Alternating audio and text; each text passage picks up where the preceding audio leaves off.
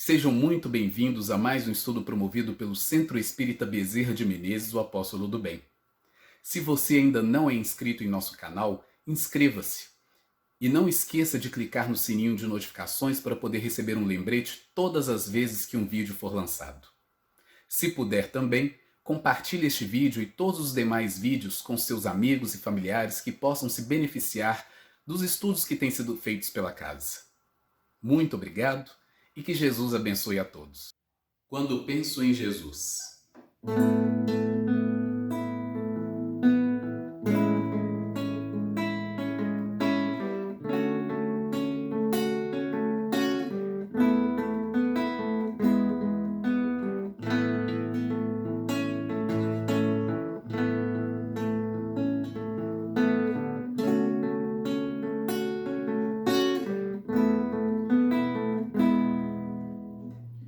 Toda vez que eu penso em Jesus, meu coração se acende no meu peito.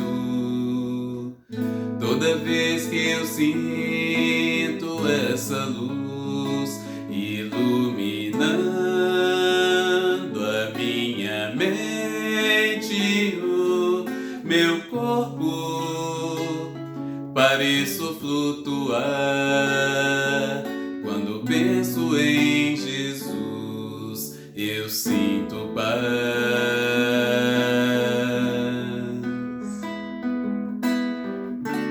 Quando penso em Jesus, minha alma se perfuma numa doce vibração. Os meus pensamentos se transformam e eu sinto que dentro do coração vai surgindo, vai crescendo um sentimento diferente e puro, me enchendo, me elevando, transcendendo todas as fronteiras. E o mundo inteiro é alegria, colorido como uma manhã de sol. Quase grito de tanta felicidade, e meu sorriso não demora a despontar. Quando penso em Jesus, só quero amar.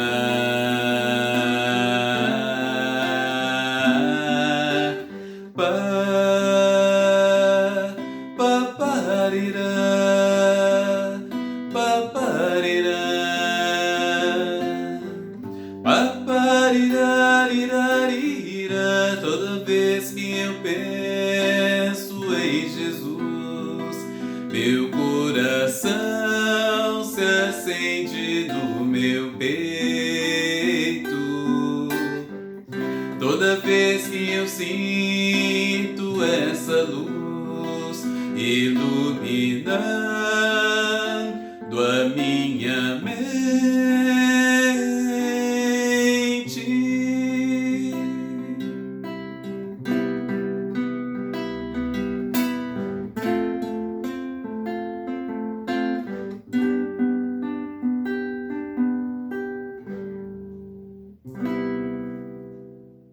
Olá, meus amigos, mais uma vez nos encontramos reunidos pelos meios virtuais para mais um estudo do Centro Espírita Bezerra de Menezes, o Apóstolo do Bem.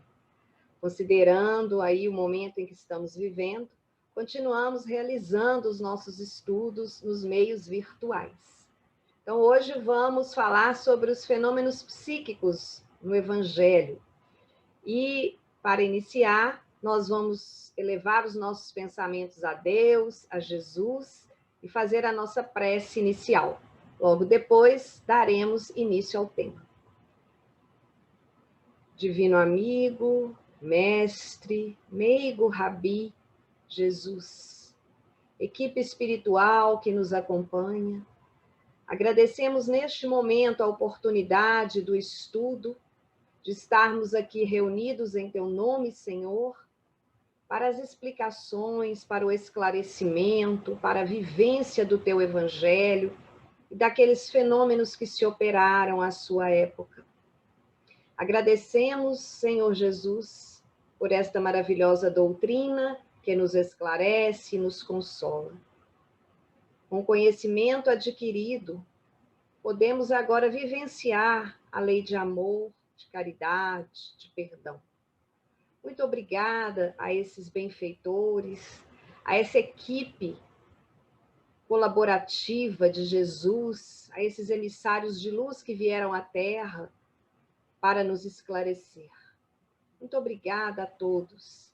E neste momento, Senhor, rogamos para todos aqueles que estão nos assistindo, para os lares aqui representados, para os trabalhadores do Centro Espírita Bezerra de Menezes, o Apóstolo do Bem, para os trabalhadores dos demais centros espíritas aos quais nos vinculamos aos estudos, que todos recebam a tua luz, a tua paz. Para aqueles que se encontram doentes, para os vitimados da Covid-19, que recebam também o alento necessário, para aqueles que se encontram nos leitos dos hospitais. Enfim, Senhor, que Maria Santíssima também derrame as tuas bênçãos e o teu manto misericordioso sobre o orbe terrestre, neste momento de tantas dificuldades. Lembramos que as dificuldades nos fazem crescer, nos fazem melhorar. Que possamos, Senhor, a cada dia nos tornarmos seres humanos melhores. Abençoe a cada um de nós, dando-nos a força, o ânimo e a coragem. Muito obrigada e continue conosco. É muito bom estar aqui novamente com vocês, não é? Para vivenciarmos aí este momento, né, do Evangelho e dos fenômenos que nós vamos agora trabalhar, que são os fenômenos psíquicos, aí no Evangelho.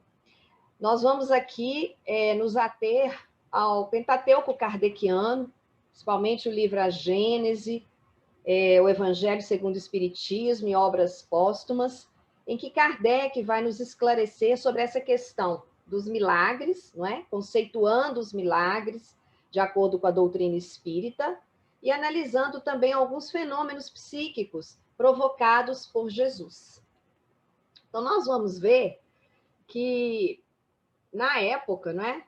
Aquela época, todos os fenômenos, na verdade, realizados por Jesus, fenômenos ditos psíquicos, também por seus apóstolos, né, e demais discípulos, eram considerados, então, como milagres, porque consideravam de uma ordem sobrenatural. Então, a doutrina espírita, segundo Kardec, no livro A Gênese, ela vem nos esclarecer quanto a essa origem e a essa forma de manifestação, mostrando para nós e provando a possibilidade deles existirem. Então, aí é muito importante que a gente veja isso aí em Kardec, né? Então, vamos ver primeiro o que significa essa palavra milagres, né? Significa admirar, ela veio do latim mirare, né? E significa admirar, uma coisa extraordinária, alguma coisa admirável, surpreendente. Atualmente, né, na acepção usual, ela perdeu, né, a significação dela primitiva. Então, no entender aí geral do povo, né, das massas, milagre implica a ideia de um fato extranatural, né, alguma coisa que não se pode explicar. Já no sentido teológico, milagre é uma derrogação das leis da natureza, por meio da qual Deus vai manifestar o seu poder. Então, uma das características principais de milagre é ser inexplicável. Por isso mesmo, né, que ele se exclui aí das leis naturais. Isso é a ideia que é associada à palavra. Nós vamos ver, né, que dentro da doutrina espírita, Kardec vai nos esclarecer sobre isso, né? Então, nós vamos aí, a igreja, por exemplo, né? A igreja católica, ela dá valor aos milagres porque ela considera tudo aquilo como de uma origem sobrenatural. E não consegue explicar. Por isso que ela diz que são milagres. Então, é interessante que Kardec não vai nos explicar, mostrando que não há nenhum efeito sem causa. Então, nós vamos ver, dentro da doutrina espírita, essa concepção de milagre. E a ciência, né? A ciência e os milagres. Muitos fatos científicos também são considerados milagres. Por quê? Porque para as massas, né, para o povo que desconhecem as leis que regem a manifestação daqueles fatos, se eu não consigo explicar, eu utilizo essa palavra milagre. Da mesma forma, como a gente desconhece, né, a maioria, né, levando em consideração aí o povo, desconhece os mecanismos que originam esses fenômenos psíquicos, fenômenos mediúnicos, fenômenos anímicos, induz as pessoas a considerar tudo isso como fatos misteriosos, como fatos sobrenaturais. Se eu não consigo explicação, então é uma coisa sobrenatural, é um milagre. Mas, com o conhecimento espírita, com o conhecimento do princípio espiritual, né, da ação dos fluidos sobre a economia geral, né, do mundo invisível dentro do qual a gente vive, o conhecimento que a gente tem das faculdades da alma, das propriedades do perispírito, vai nos explicar, não é, esses fenômenos de ordem psíquica, provando, então, que esses fenômenos eles não constituem mais do que os outros derrogações das leis da natureza, que, na verdade, são as aplicações das leis da natureza. Então, quais efeitos, né, são considerados milagrosos pela massa, né? Porque aí, pelo povo em geral, que aconteceram no Evangelho? Fenômenos de magnetismo, né? Sonambulismo, êxtase, dupla vista, o hipnotismo, o estado de catalepsia, né? A questão da transmissão de pensamento, da presciência, as curas instantâneas, aquelas possessões, as subjugações, as obsessões, as aparições, as transfigurações e vários outros efeitos, né, que formam quase a totalidade aí do que se considera milagres do Evangelho. E nós vamos ver que esses efeitos, né, eles resultam de aptidões especiais que as pessoas que os provocavam tinham, né? Esses efeitos, eles são produzidos em todos os tempos, né? Aí, em vários povos, né? Desde há muito tempo, e foram considerados também sobrenaturais, porque não se conhecia a causa deles. É o que Kardec nos explica no livro Obras Póstumas, também, né? Explicando essa questão dos milagres. Então, aí vem a explicação lógica do Espiritismo, né? O Espiritismo, ele vai trazer para nós, né, que não existem, não há produção de milagres, não há produção de prodígios de qualquer natureza. Há uma explicação lógica, uma explicação racional para essas manifestações de fenômenos psíquicos. Do mesmo modo que a gente tem aí a ciência, né, como a física, a química, né, a astronomia, por exemplo, que revelaram muitas leis do mundo material, né? Revelam também outras leis que para nós são desconhecidas. Por exemplo, o Espiritismo vai nos revelar as leis do mundo corpóreo com o mundo espiritual. Ou seja, essas leis, tanto aquelas outras que a química nos explica, que a física nos explica, são também leis da natureza. E é isso que Kardec vai trazer para nós com a codificação. Então, na verdade, o que o Espiritismo faz? E isso está lá no Evangelho segundo o Espiritismo. Esses fenômenos eram incompreendidos até o presente. Então, ele vai mostrar para nós que nada tem de maravilhoso nisso, destruindo aí essa concepção, destruindo no bom sentido, né? Reconstruindo e dando uma nova acepção ao que se considerava maravilhoso.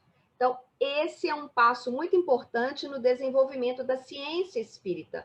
Por isso que o espiritismo tem esse aspecto científico revelado para nós.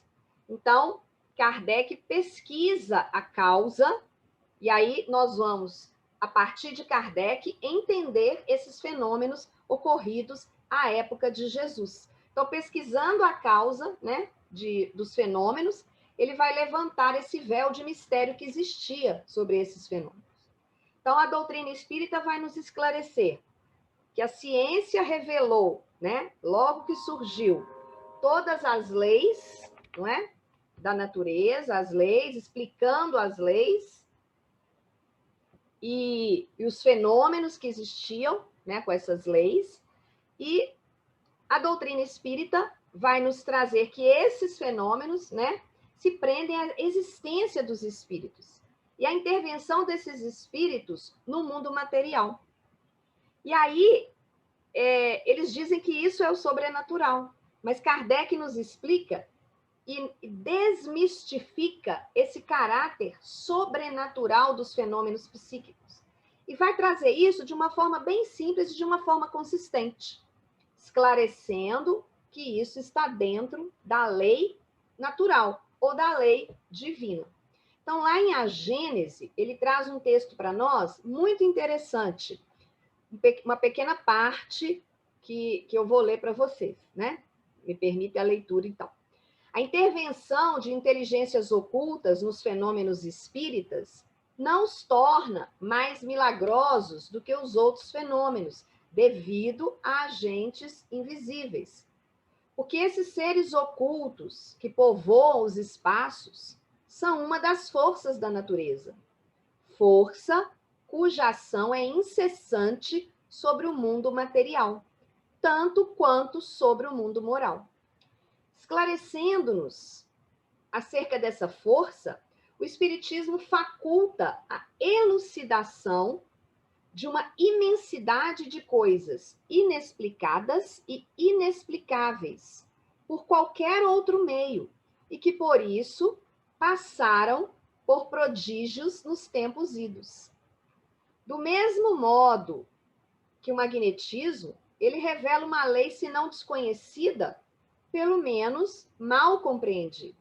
Ou melhor dizendo, conheciam-se os efeitos, porque eles em todos os tempos se produziram, porém não se conhecia a lei. E foi o desconhecimento desta que gerou a superstição. Conhecida a lei, desaparece o maravilhoso e os fenômenos entram na ordem das coisas naturais. Olhem que explicação fantástica que Kardec traz para nós no livro A Gênese. Então, o Espiritismo elucida, ele traz à tona para nós tudo que antes a gente considerava inexplicado e inexplicável. Não havia como explicar isso à época, só mesmo trazendo aí o Consolador Prometido, que é a doutrina espírita.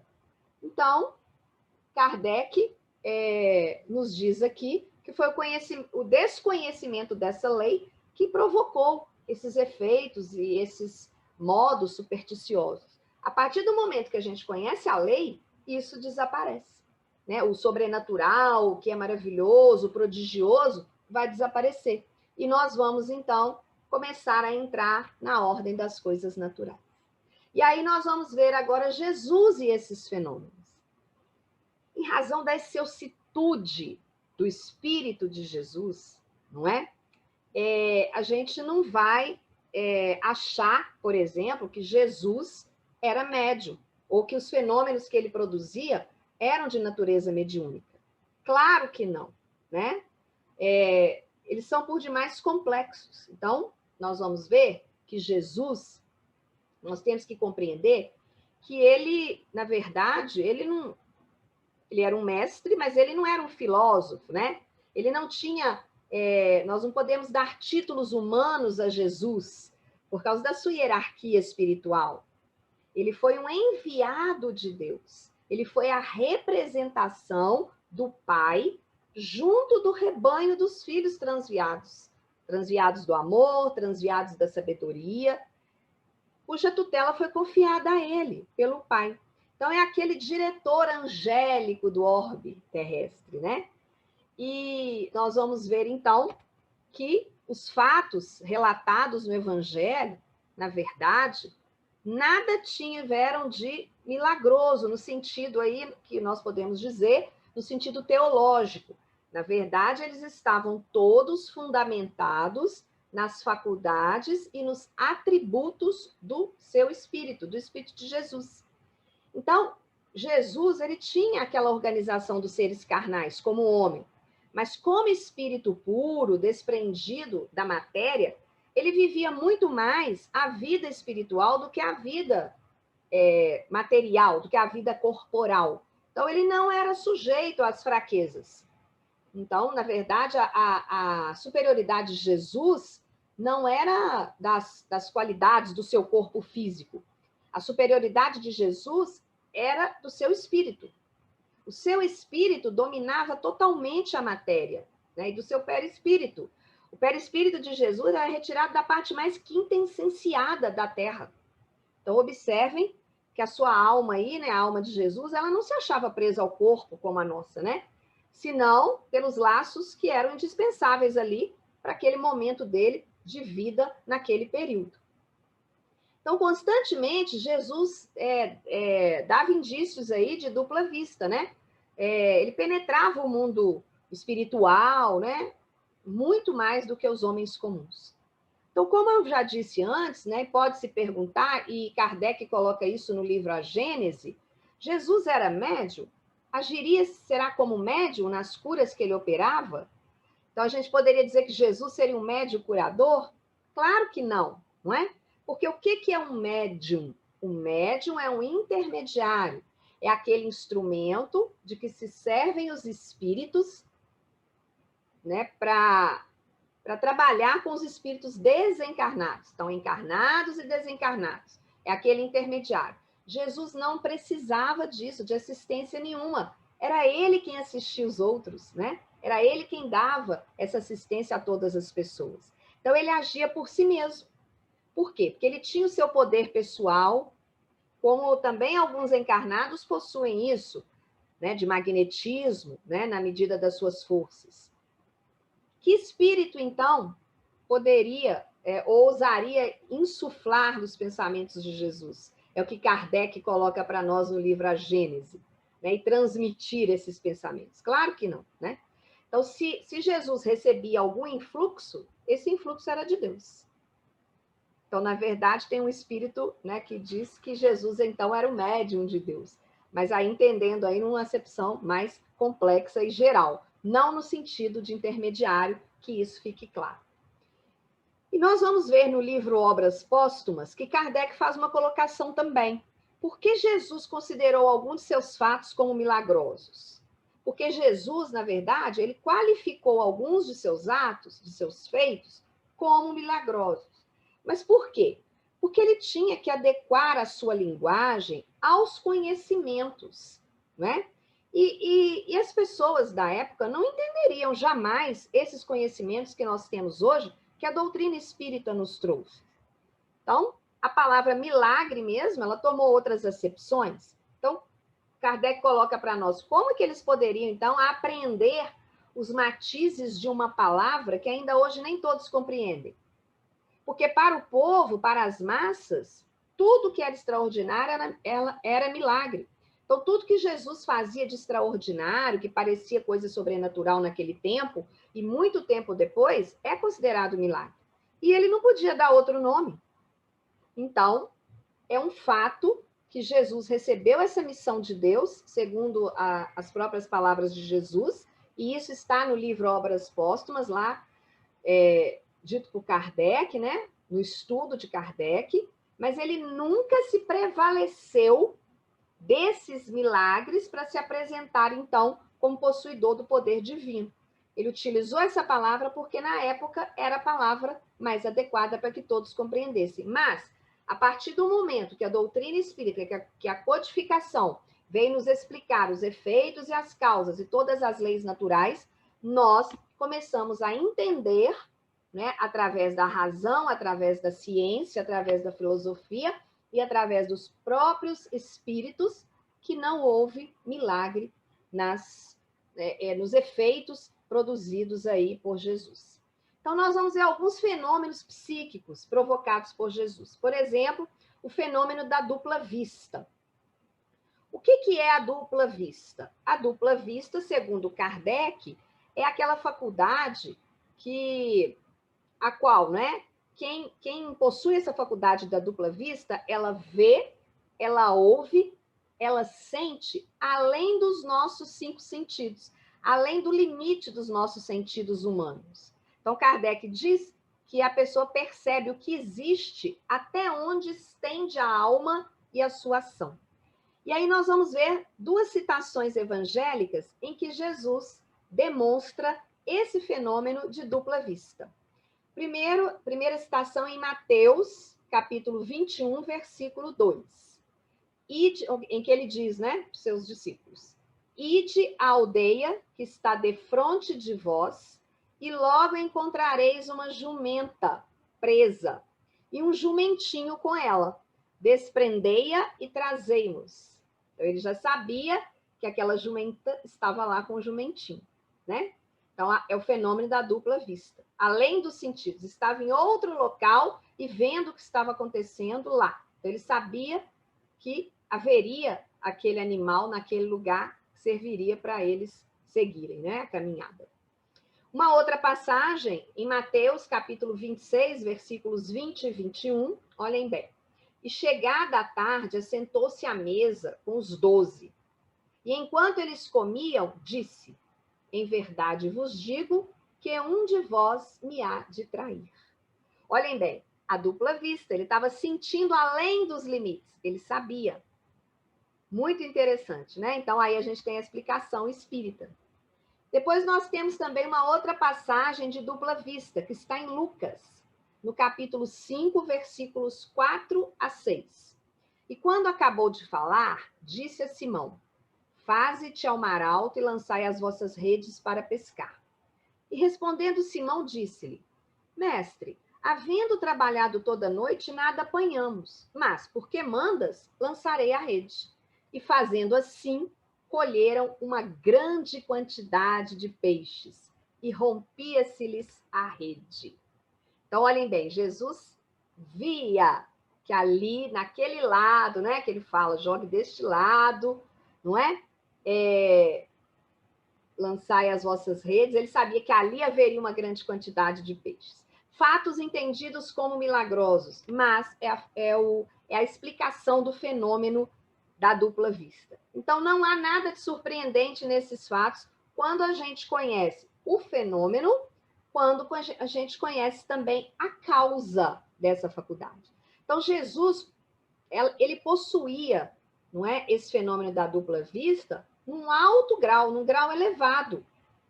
E para Jesus, isso era o seu estado normal. Não é como um atributo de um médium, por exemplo, que possui isso em determinadas situações. Isso era um fato normal na vida de Jesus. Conforme a gente vai ver em várias passagens da vida dele, né, que hoje o Espiritismo explica para nós, através do próprio magnetismo também. Então, essa pesca aí, né, milagrosa, maravilhosa, essa pesca maravilhosa, né, que na verdade a gente denomina assim, né, vai se explicar pela dupla vista. Então, Jesus ele não produziu os peixes onde não tinha peixes, não, né? Ele viu os peixes com a vista da alma. E aí, não é, o lugar, ele viu onde se achavam aqueles peixes, né? E disse para os pescadores, né, para Simão, para lançar as redes ali, porque ele já tinha visto isso. Um outro fenômeno psíquico muito interessante são os fenômenos de cura que Jesus produziu. Esses fenômenos de cura é que dão testemunho do maior poder de Jesus, né? Os mais numerosos que a gente tem no Evangelho. Então, o que Jesus queria mostrar com esses fenômenos de cura? Que o verdadeiro poder é daquele que faz o bem. Que o objetivo dele era ser útil, né? Não era satisfazer curiosidades daquele povo ali indiferente, mostrando coisas extraordinárias. Era ser útil. Era aliviar os sofrimentos, Quer dizer, ele se prendia ao povo, né, a todas as criaturas, pelo coração. E aí ele falava, sinceramente, pelo coração. Então, não era espetáculo para os olhos, era na verdade, momentos, né, nem eram espetáculos, bom, se bem que eram coisas espetaculares, né? Mas eram momentos para serem sentidos, né, com a alma, né, muito mais do que vistos com os olhos. Então, vamos ver um exemplo da mulher hemorroíça, que está lá em Marcos, no capítulo 5, versículos 25 a 34. Vamos ler para você se lembrar. E certa mulher, que havia 12 anos tinha um fluxo de sangue, e que havia padecido muito, com muitos médicos, e despendido tudo quanto tinha, nada lhe aproveitando isso. Antes, indo a pior. Ouvindo falar de Jesus, veio por detrás, entre a multidão, e tocou na sua vestimenta. Porque dizia: se tão somente tocar nas suas vestes, sararei. E logo se lhe secou a fonte do seu sangue. E sentiu no seu corpo estar já curada daquele mal. E logo Jesus, conhecendo que a virtude de si mesmo saíra, voltou-se para a multidão e disse: quem tocou nas minhas vestes? E disseram-lhe os seus discípulos: vês que a multidão te aperta e dizes: quem me tocou? E ele olhava em redor para ver a que isso fizera. Então a mulher, que sabia o que lhe tinha acontecido, temendo e tremendo, aproximou-se e prostrou-se diante dele e disse-lhe toda a verdade. E ele lhe disse: filha, a tua fé te salvou. Vai em paz e ser curada deste teu mal. Olha que beleza de lição.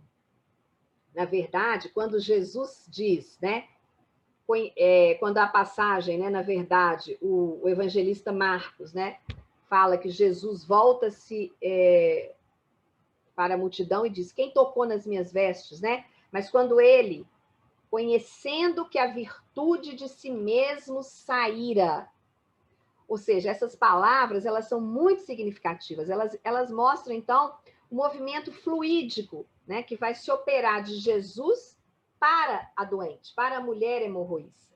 Então, ambos ali experimentaram essa ação que acabara de se produzir. É o que o Kardec traz para nós no livro A Gênese também.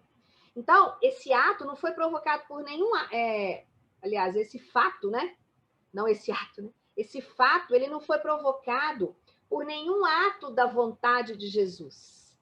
Não houve uma magnetização, observem, não houve imposição das mãos, bastou o quê? Como Kardec nos esclarece, a irradiação fluídica normal para realizar a cura.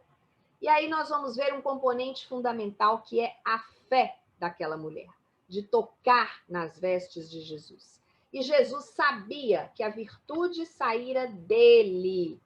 Então, ele sabia que, a partir do momento que aquela mulher, com aquela fé, não é?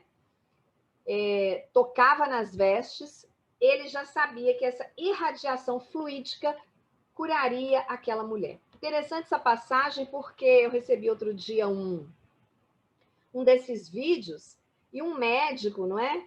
Citando como que os passes à distância e preces à distância fortalecem o ser humano, né? Aquelas pessoas que estão doentes, em dificuldades. E ele citou a passagem da mulher hemorroíça como um exemplo de grande fé, lembrando a todos nós, não é, que devemos ter fé em todas as situações. Então, achei interessante porque, além do exemplo de grande fé, né, e que muitas pessoas consideram como milagroso, Jesus aqui conhecia o seu poder também de irradiação fluídica normal para realizar essa cura.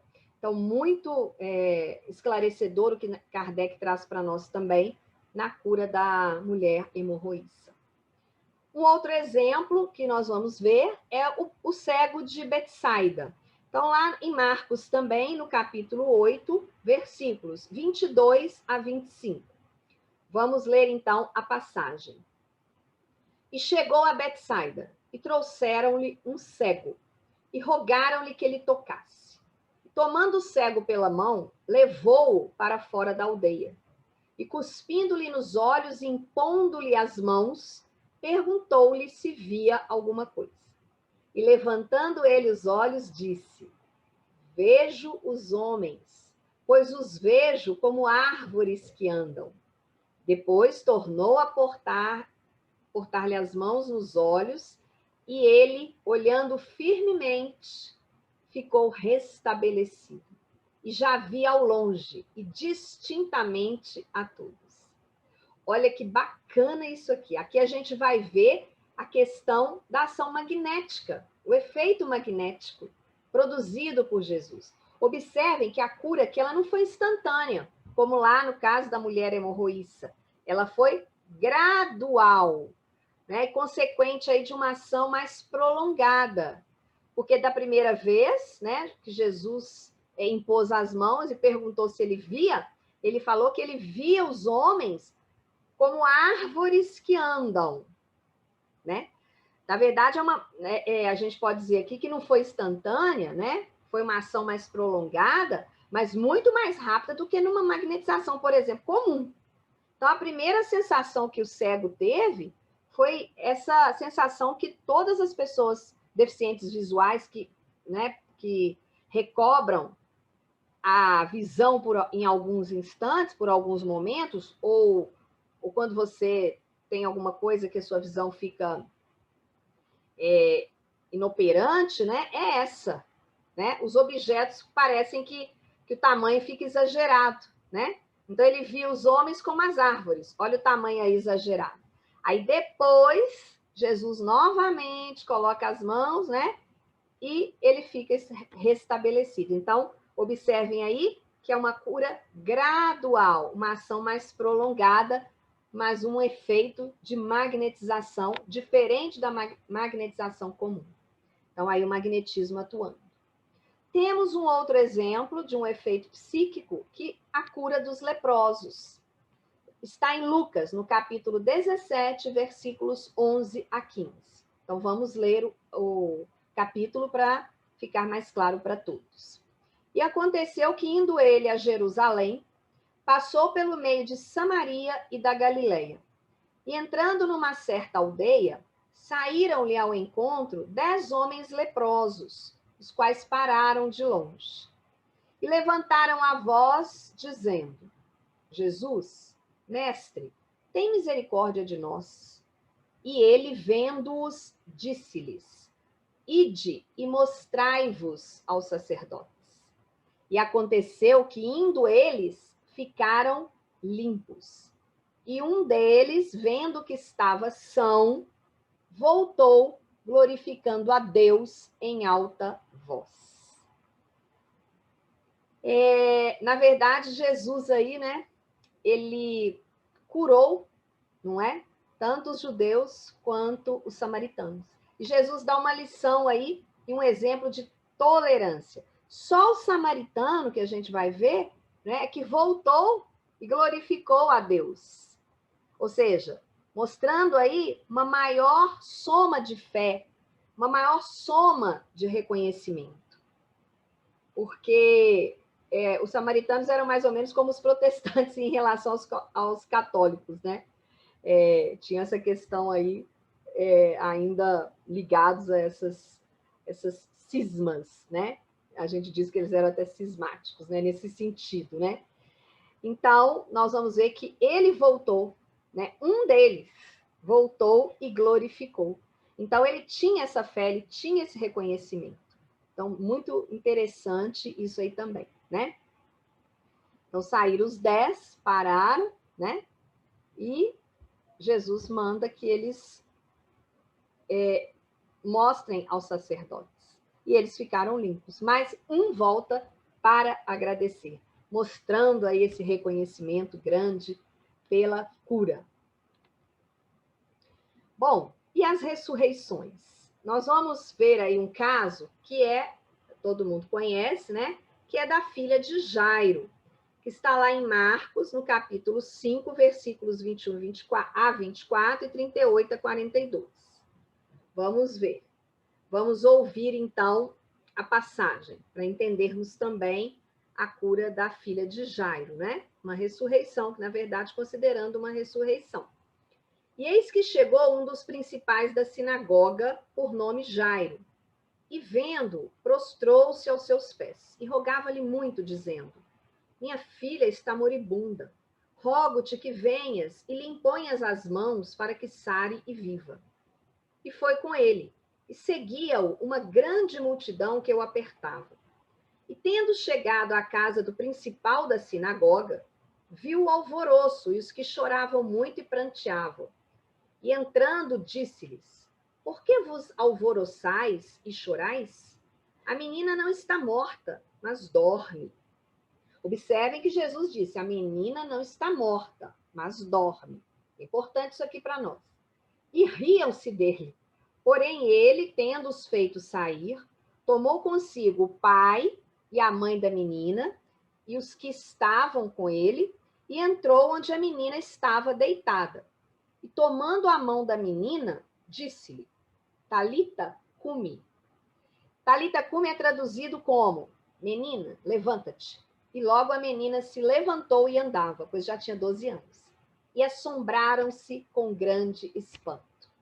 Nós vamos ver aqui, né, que a filha de Jairo estava num estado aí de catalepsia, né, ou letargia. Por isso Jesus, não é, nós vamos ver então essa explicação da filha de Jairo. Vamos ver só o filho da viúva de Naim para a gente entender também. Temos também Lázaro, né, que foi uma experiência assim, fantástica para todos, foi um marco também, né, da ressurreição de Lázaro, mas nós não vamos falar aqui da ressurreição de Lázaro, porque ele foi um marco tão fantástico, né, que a partir daí até o próprio Lázaro começou a ser perseguido também, e essa ressurreição de Lázaro, ela demonstra para nós, né, uma abertura das nossas mentes e dos nossos corações para tudo que iria acontecer a partir daquele momento, né, que estivéssemos abertos a isso.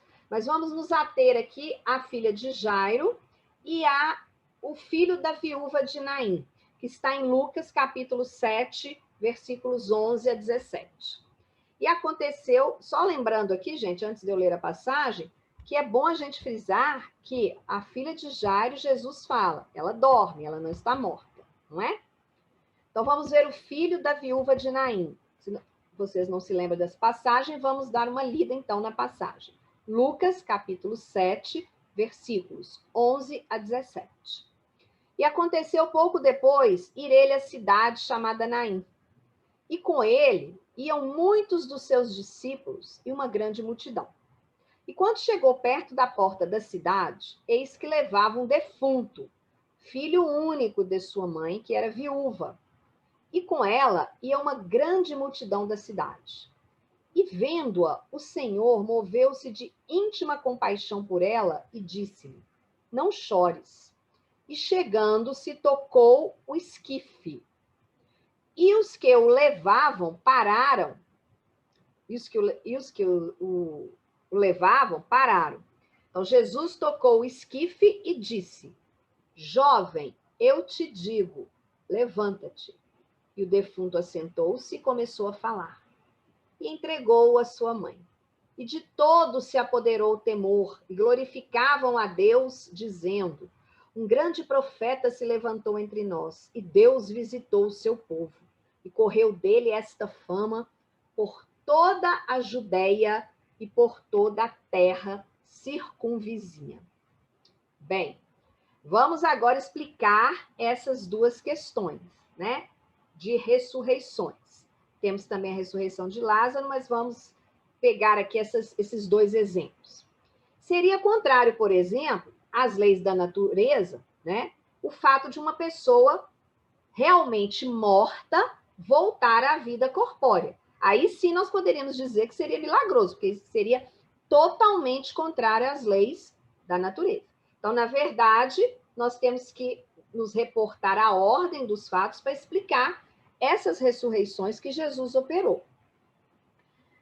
Até hoje, nós temos ainda, né, aparências que enganam muitos profissionais. Estados como letargia e catalepsia, imaginem, naquela época, naqueles locais, né, num país onde não havia nenhuma precaução, né, o sepultamento era feito imediatamente, não tinha, né, como tem hoje, né, se precisar de uma autópsia, não tinha recursos, né? Então, houve ou uma síncope, ou uma letargia, ou uma catalepsia. Nesses dois casos, a gente pode dizer que a filha de Jairo foi uma letargia, não é? No caso do filho da viúva de Naim, uma síncope. Mas os laços fluídicos não tinham se rompido. Eles não estavam mortos. Na filha de Jairo, Jesus diz categoricamente, ela não está morta, ela está apenas adormecida. Nós sabemos que a Ivone Pereira também sofria desses estados, né? Letárgicos, catalépticos, né? Então, dado esse poder fluídico que Jesus possuía, não há nada de milagroso em que esse fluido vivificante que ele tinha, né, acionado por essa vontade forte de Jesus, haja reanimado esses sentidos, né, que estavam ali adormecidos em um certo torpor. Então, realmente ali o espírito voltou ao corpo, mas o laço perispirítico não havia se rompido, senão Jesus não teria conseguido. Então, para os homens daquela época, né, que eles consideravam mortos, né, todos aqueles que deixaram de respirar. Então, se você deixou de respirar, era morto, né? Então, para o povo da época, isso era caso de uma ressurreição. Mas, na realidade, o que havia era cura. Foi uma cura e não uma ressurreição, na verdade, né? Jesus curou essas pessoas, né, de estados momentâneos ali de como não respirava, achavam que estavam mortos. Esse fato da catalepsia, por exemplo, ele aconteceu no Brasil, né, também, com um ator famoso que foi o Sérgio Cardoso. Ele, né, depois descobriram que isso, acho que na década de 60, se não me engano, início da década de 70, né, ele na verdade, teve um estado cataléptico, então ele não tinha morrido, na verdade, mas eles o enterraram, né?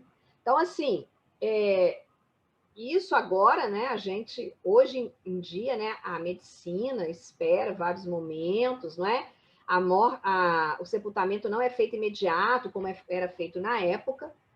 Então, nós podemos ver que esses dois casos, então, têm explicação e não são como ressurreições, né? E sim como curas. O caso de Lázaro, aí já é um poder bem mais forte, né? De Jesus também. Lázaro estava também no estado cataléptico, né? Ele não tinha morrido, não tinha se rompido os laços, mas já havia 3 dias.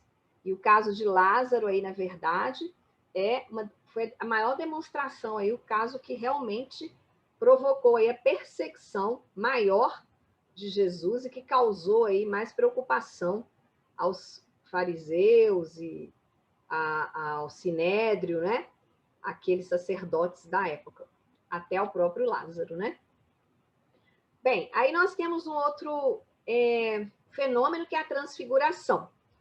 Nós vamos ver uma passagem da transfiguração no capítulo 9, lá de Marcos, versículos 2 a 8. Vamos ouvir aí o trecho. É importante a gente se relembrar das passagens, não é? Porque às vezes a gente ouve falar, mas a gente não pega a passagem mesmo para ler. E 6 dias depois, Jesus tomou consigo a Pedro, a Tiago e a João, e os levou sós, em particular, a um alto monte, e transfigurou-se diante deles. E as suas vestes tornaram-se resplandecentes, em extremo brancas como a neve, tais como nenhum lavadeiro sobre a terra as poderia branquear. E apareceram-lhes Elias e Moisés, e falavam com Jesus.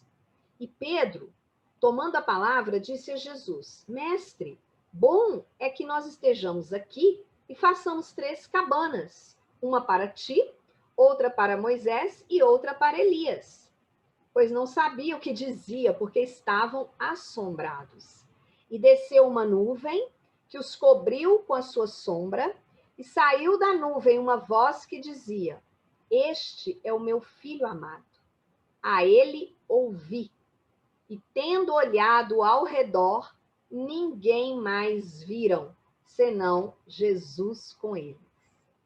Observem que interessante também as propriedades do fluido perispirítico que se encontra na explicação desse fenômeno da transfiguração. Então, a transfiguração, na verdade, ela é um fato até comum em virtude da irradiação fluídica. Ela pode modificar a aparência do indivíduo. A pureza do perispírito de Jesus permitiu, então, que o espírito de Jesus apresentasse com aquele fulgor, não é? As suas vestes tornaram-se resplandecentes, brancas como a neve. Então, na verdade, a pureza do perispírito de Jesus. Quanto à aparição de Moisés e Elias, são os fenômenos do mesmo gênero, né? Não é nada estranho, né? As condições da humanidade estão todas na ordem da natureza. Então, Jesus possuía, né, em sua essência moral e nas suas qualidades fluídicas, todas essas faculdades, né, que atingiam as proporções muito acima das que a gente conhece, das comuns. Então, ali, Moisés e Elias realmente estavam presentes, né, ali com ele. Então, Jesus, né, colocando de lado, né, o seu envoltório carnal, ele nos mostra aí o estado de espírito puro, nesse momento ali da transfiguração. Bem, um outro exemplo que nós podemos citar é a aparição de Jesus após a sua crucificação, que está em João, capítulo, 20, né? Capítulo 20, versículos 19 a 22 e 26 a 30. Vamos ver. E também está em Lucas. Vamos ouvir então. Chegada, pois, a tarde daquele dia, o primeiro da semana, cerradas as portas, onde os discípulos, com medo dos judeus, se tinham ajuntado, chegou Jesus e pôs-se no meio e disse-lhes: Paz seja convosco. E dizendo isso, mostrou-lhes as mãos e o lado, de sorte que os discípulos se alegraram vendo o Senhor. Disse-lhes, pois, Jesus outra vez: Paz seja convosco. Assim como o Pai me enviou, também eu vos envio a vós. E havendo dito isso, assoprou sobre eles e disse-lhes: Recebei o Espírito Santo. E 8 dias depois, estavam outra vez os seus discípulos dentro, e com eles Tomé. Chegou Jesus, estando as portas fechadas, e apresentou-se no meio e disse: Paz seja convosco. Depois disse a Tomé: Põe aqui o teu dedo e veja as minhas mãos. Chega a tua mão e põe-na no meu lado. Não sejas incrédulo, mas crente. Tomé respondeu e disse-lhe: Senhor meu e Deus meu. Disse-lhe Jesus: Porque me viste, Tomé, creste. Bem-aventurados os que não viram e creram. Que lição maravilhosa, né, gente? Porque Tomé realmente não acreditava, né? Ele tinha que ver para acreditar, mas bem-aventurados aqueles que não viram e creram e acreditaram, né? Essa passagem também se encontra em Lucas, no capítulo 24, não essa passagem, né, mas a aparição de Jesus após a crucificação, em outra passagem que está em Lucas, no capítulo 24, versículos 13 a 35, né? Nós vamos ver também em Marcos a passagem que Jesus se manifesta perante Maria Madalena, né, e outras mulheres. Então, antes da aparição dos discípulos, antes da aparição para os discípulos, Jesus vai se manifestar perante Maria Madalena, né, e outras mulheres também, que Marcos cita no capítulo 16, versículos 1 a 7, confirmando, então, a ressurreição de Jesus, e aparece também, Jesus aparece também para os 2 discípulos no caminho de Emaús, que está na passagem de Lucas, capítulos 13 a 35. Então, todos os evangelistas vão narrar essas aparições de Jesus após a sua morte, com pormenores, com detalhes, para que não se duvide da realidade do fato.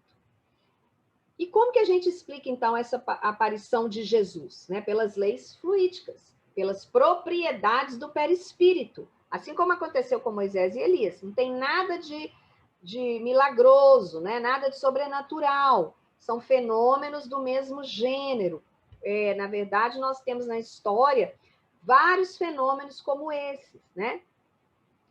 Se a gente perceber as circunstâncias em que se deram essas aparições, nós vamos ver que em todas elas houve um ser fluídico.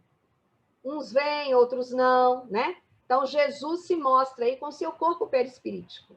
Então, só viu realmente Jesus para aqueles que ele quis que o vissem, né? Aqueles que ele achava que era preciso vê-lo, né? Se ele tivesse o seu corpo carnal, todos o veriam, como quando ele estava vivo. Então, os seus discípulos provavelmente não se aperceberiam dessas particularidades, né? Eles não davam atenção. Então, na verdade, quando eles puderam ver e tocar, né? E até Tomé, né? Pegar na mão, né? Aí eles viram que era o corpo ressuscitado de Jesus. Então, são lições assim maravilhosas que a gente vai encontrar no Evangelho, né? Esses fatos extraordinários da vida de Jesus, né, marcaram a sua passagem entre nós no plano físico. Mas, na verdade, gente, amigos, né, esse não são os seus maiores feitos, né? O maior feito de Jesus, né, aquele que realmente atestou a sua maior superioridade, foram os seus ensinamentos. Os ensinamentos e a revolução que esses ensinamentos produziram no mundo. Então, Jesus, se a gente for pensar, pobre, né, nascido naquela condição mais humilde, naquele grupo pequenino, né, aquele povo quase ignorado, sem nenhuma preponderância, né, política, sem nenhuma preponderância artística, literária. Em 3 anos, ele prega a sua doutrina. Ele traz um ensinamento maior para nós, que causa uma verdadeira revolução. Até hoje. Até hoje nós estamos tentando entender todas essas passagens da vida do Cristo em apenas 3 anos em que ele deixou tudo isso para nós, né? Dos 30 aos 33 anos. Então, se a gente for pensar, na época ele tinha contra si tudo para dar errado, né? Então, o triunfo da sua doutrina foi o maior dos seus milagres, né? De passar tudo isso para nós, mostrando que a sua missão era uma missão divina. Então, se hoje, né, se Jesus tivesse deixado para nós só esses fatos, né, considerados maravilhosos e por alguns ainda considerados milagres, talvez nem conhecesse o seu nome, né? Mas o legado de Jesus foram esses princípios regeneradores, esses princípios sociais. Jesus realmente era um grande mestre, um grande pedagogo, né? Falando sobre o futuro espiritual, sobre o nosso futuro espiritual, nos deixando mensagens de consolações, nos deixando mensagens de que viria um consolador prometido, que à época ainda não poderia ser dito, mas que agora nós temos, né, a oportunidade de conhecer, de raciocinar em cima dessas lições à luz da doutrina espírita. Então, que possamos refletir, meditar, vivenciar essas passagens de Jesus, essas lições que ele nos deixou, esses princípios doutrinários que ele trouxe, trabalhando em nós a lei verdadeira, né, de amar a Deus sobre todas as coisas e ao próximo como a si mesmo, compreendendo as razões pelas quais as coisas nos acontecem, compreendendo as pessoas, compreendendo os motivos que levam pessoas a fazerem tais e tais atos, que possamos aceitar resignadamente tudo aquilo que nos acontece com fé, com esse fervor, como a mulher hemorroíça demonstrou. Só de tocar na veste, ela tinha essa fé.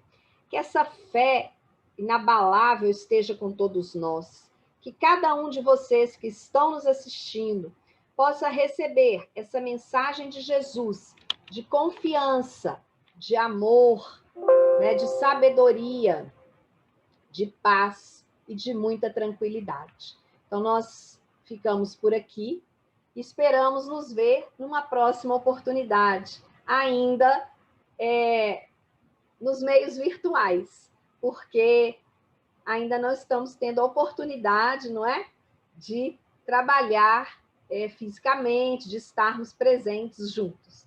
Mas com as vibrações dessas lições de Jesus, com as vibrações dessa equipe espiritual que nos acompanha, nós deixamos, né, para cada um de vocês a paz, a saúde renovada, não é? A fé, o vigor constante para continuar nesta caminhada.